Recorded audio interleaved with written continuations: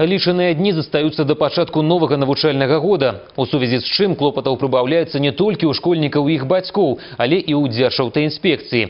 Зрабіць усё неабходнае для таго, каб папярэдзіць непрыемныя здарэнні на дарогах з удзелам дзяцей, прызваны комплекс спецмерапрыемстваў пад назвай «Увага, дзеці», які Дзяржаўтаінспекцыя праводзіць з 27 жніўня па 10 верасня.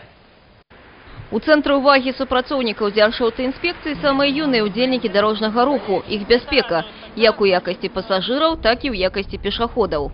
Самое пристальное внимание со стороны сотрудников госавтоинспекции будет уделено. Это первое. Правилам перевозки детей-пассажиров в салоне автомобиля. И второе – это пропуску на нерегулируемых пешеходных переходах маленьких пешеходов. Спыненыя методам выпадковага выбару машины показывают, у свядомасці бацькоў дзіцячае аўтакрэсла з прадмету раскошы паступова ўсё ж пераходзіць у разрад абавязковых сродкаў бяспекі. Выручает, потому что все равно ребенок вертится, он подходит, мешает вождению. Пристегнут ребенок, все пристегнуты, потому что я беспокоюсь о здоровье своего ребенка, о безопасности движения. Падчас здымкі ўключанае бліжняе святло фар дэманструюць рэдкія кіроўцы. Так надо делать. Уметь не машину.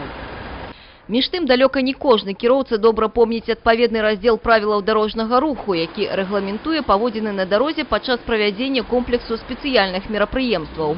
В период проведения республиканских специальных комплексных мероприятий, которые инициированы Министерством внутренних дел, транспортные средства в данный период времени должны передвигаться в дневное время суток с включенным ближним светом фар.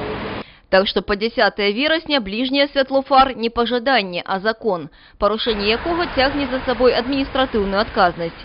Ну а пра актуальнасць гэтых мер гаворыць статыстыка. З пачатку года на дарогах вобласці з удзелам дзяцей зафіксавана 47 дарожна-транспартных здарэнняў, у якіх одно дзіця загінула, 57 атрымалі траўмы. Аліса Грыгарчук, Александр Крывецкі, абласныя навіны, Брэст.